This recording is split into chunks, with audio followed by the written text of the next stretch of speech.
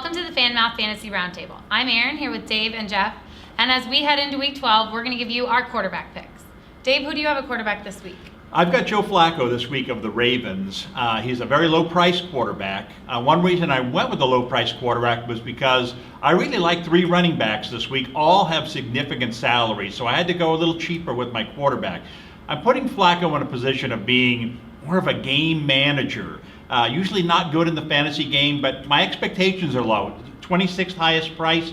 Just give me the 15th best stats. And he's been somewhat consistently mediocre, you might say, this season. But I'll take a 240-yard, two-touchdown game out of him against the Jets defense that's been a lot worse than that recently. Potato, mediocre and very below average, I think, is what he's been doing personally. But 10 points last time out, much better matchup than against the Jets, I think. Jets are nothing special. I'll agree with that. They're kind of just middle of the road defense. So what I would expect is for him to put up around his average, which is about 15 points per game. And with Dave getting around 10% of the total cap, that's a pretty good deal, actually. I mean, there's upside there too, right? He could get into the 20s, and there's not a lot of downside. Well, right, and you talk a lot about upside in previous shows, and it's got me thinking about upside. Flacco does not have big upside. I'll be the first to admit that. But what I do like about this matchup is the Jets are very good, arguably the league's best team against the run. Mm-hmm. And Ray Rice has had such a bad year running the ball until last week that I don't expect Baltimore to run the ball a lot this week. I expect to see them throw a lot. The Jets are coming off a game against a similar opponent last week. Buffalo, you would think, oh, Buffalo's a terrible passing team. What kind of success is Buffalo going to have throwing against the Jets? E.J. Manuel had an incredible game. The Jets in their last three games have given up 9 touchdown passes, 950 yards, and we're not talking about a murderer's row of quarterbacks. So I think Flacco, boy, I sure hope he could get to that 15th best point production this week. Well, just because he doesn't have much upside, I think he has plenty of downside. He's thrown 5 interceptions in the last 3 games, has, I think, maybe 13 on the season, and most quarterbacks who are throwing interceptions don't just stop. True. You mentioned Buffalo, right? And Buffalo is one of those teams that we've talked about going into a week and just looking who that quarterback's playing. And Flacco actually had a horrible game against Buffalo. He threw 5 interceptions against probably the worst pass defense in the league.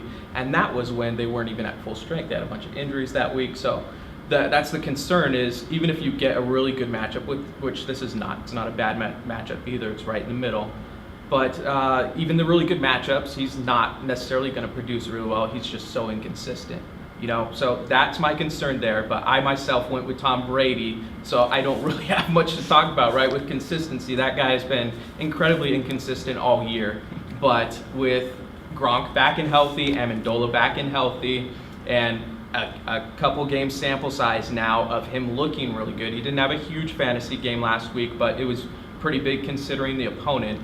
I really like this matchup against Denver. So Brady against Denver, get him in your lineup. He should get you a ton of points in a shootout.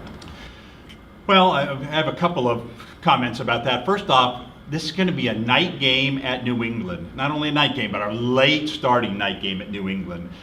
Could be very cold. The weather could be a huge factor in this game. I would not necessarily, on mere principle, no, we're talking about Brady against Manning, so what can I say? But if these were average quarterbacks, I wouldn't even consider them, considering the conditions. Plus the fact, I'm wondering now whether Denver's defense is better than we've given it credit for. I mean, all year their numbers haven't been good, but in their last 3 times out, they've faced 2 good quarterbacks and Alex Smith, and coincidentally, Alex Smith had decent numbers, but the 2 before him, including RG3, were well below their average. And I'm starting to think, maybe we've underestimated Denver's defense. Maybe a little bit, but whether they are extremely good right now or underrated right now, whatever you want to call them, it's gonna be a shootout. I don't care what the weather is. This matchup between these 2 future Hall of Fame quarterbacks is just going to be epic. It's going to be a game that it's going to be really fun to watch, and it's going to be even more fun to watch when you have one of these quarterbacks in your lineup. I could also see this game. I have a gut feeling that maybe the Patriots are going to upset the Broncos this week. I think maybe there was a buildup of hype going into the Chiefs game. They really burned themselves out with that huge game. And they're already looking forward to the Chiefs again. That's already being talked about, which is their next matchup. I wonder if they're kind of sleeping on the Patriots in a small, nobody sleeps on the Patriots, but in a small way. And so I think Brady, I think he's a great pick. I think he could have a huge week. Yeah, Peyton won't be sleeping. That's not in him, and especially not with Brady involved. I guarantee you Peyton's looking forward to this matchup, and this is the most weapons he's ever had. Even if Welker doesn't go, I would say this is the strongest offense he's ever had. Well, and we're not talking about Peyton here, but like you said, Welker is a question mark. Julius Thomas is a question mark.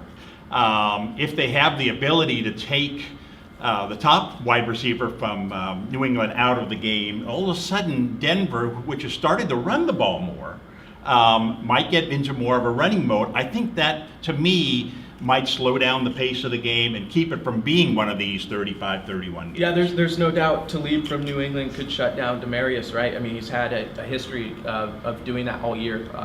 There's plenty of match. Even Steve Smith. Steve Smith started off pretty strong, right?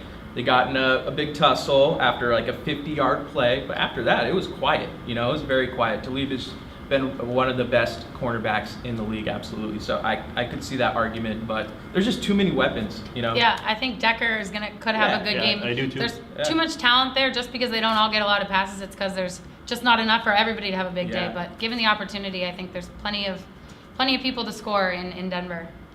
Those are our quarterback picks for this week.